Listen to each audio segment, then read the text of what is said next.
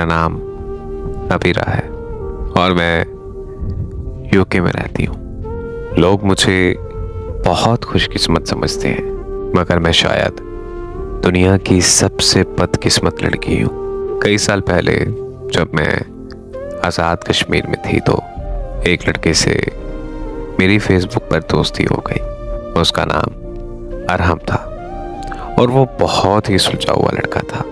तब मैं अपनी फैमिली के साथ शहर में रहती थी, जबकि वो लड़का हमारे आबाई गांव में रहता था।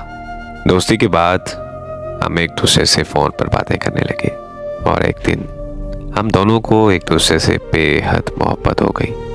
उसने मुझे कहा कि अगर मेरे साथ चलना है तो आखिर तक चलना होगा, और मैंने भी उससे वादा कर लिया कि मैं अपनी आखिरी सांस तक तुम्हीं से मोहब्बत करूंगी।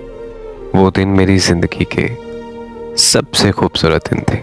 वो लड़का मेरी बहुत केयर करता था और मेरे नाराज हो जाने पर वो मुझे मना लिया करता था।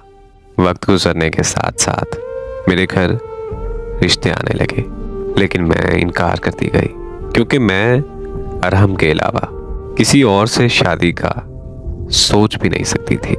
तब मैंने अरहम से बात की कि मेरे घर रिश्ता भेज दो, मगर उसने कहा कि मेरे अब्बू अभी बाहर के मुल्क है और जब वो वापस आ गए तो मैं तुम्हारे यहाँ रिश्ता भेज दूंगा।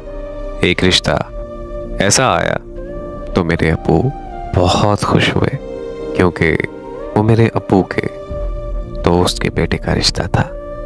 मैंने इनकार कर दिया।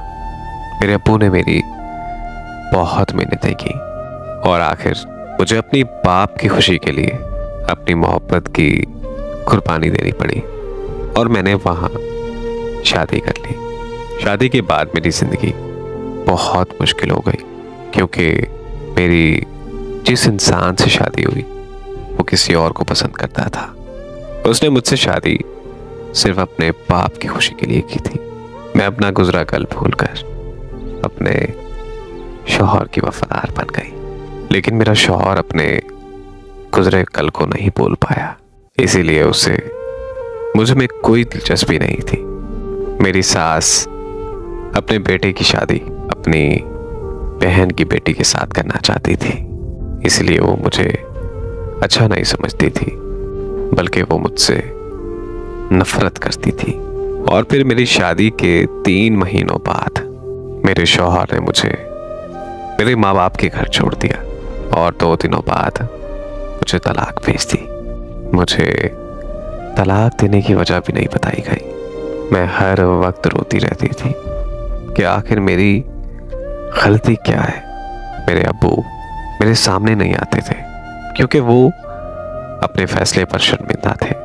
फिर लोगों और रिश्तेदारों ने मुझ पर तरह तरह की बातें करना शुरू कर दी, यहाँ तक कि मेरी अपनी भाभी भी मुझे ताने देने लगी कि अभी तो तुम्हारी शादी के कर्जे नहीं उतारे और देखो तुम नवाबजादी तलाक लेकर भी आ गई। फिर मेरी जिंदगी में मेरा आराम वापस आ गया और वो मुझे हौसला देने लगा।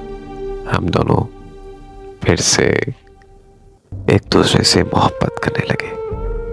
हमें 1 साल गुजर गया और हम बहुत ज़्यादा खुश थे क्योंकि अरहम का वालिद बैरून मुल्क से वापस आ रहा था और उनके आते ही अरहम ने उन्हें हमारे घर रिश्ते के लिए भेजना था। लेकिन किस्मत ने यहाँ भी मेरे साथ जुल्म किया क्योंकि अरहम के वालिद पाकिस्तान आते ही इस दुनिया से रुखसत हो गए। उनका इंतकाल हो गया। अरहम को कई दिनों तक अपना होश ही नहीं था और जब उसने होश संभाला तो उसके घर की जिम्मेदारियां उसके सर पर थी। फिर जैसे तैसे करके अरहम ने अपने घर की कफालत संभाली। वो घर की जिम्मेदारियों में ऐसा पड़ा कि उसे अपनी कोई परवाह ही नहीं रही। कुछ वक्त बाद उसने अपनी एक बहन की शादी की उसकी बहन की शादी के बाद मैंने आरम से हमारी शादी की बात की तो आरम ने मुझे जवाब दिया कि अभी मेरे घर के हालात ठीक नहीं है। मेरा यकीन मानो, जैसे ही मेरे घर के हालात ठीक होंगे मैं अपने घर वालों को तुम्हारे यहाँ रिश्ते के लिए भेज दूंगा। और एक दफा फिर से मेरे घर रिश्ते आने लगे, मगर मैंने शादी से साफ साफ इनकार कर दिया। मैंने आराम की बहुत मिन्नतें की, मगर उसने अपने घर वालों को हमारे यहाँ रिश्ते के लिए नहीं भेजा। फिर एक यूके से रिश्ता आया तो मेरी अम्मी अब्बू मेरी फिर से मिन्नतें करने लगे, यहाँ तक कि वो मेरे पाँव में बैठकर रोने लगे। मुझे मजबूरन हाँ करनी पड़ी और एक बार फिर से मैं किसी और की हो गई। शादी के बाद मैं यूके आ गई और यहाँ आके मुझे पता चला कि मेरे शौहर की ज़हनी हालत ठीक नहीं है। उसकी एक अलग ही दुनिया है जिसमें मेरा कोई मकाम नहीं है और ना ही मेरी कोई जगह है।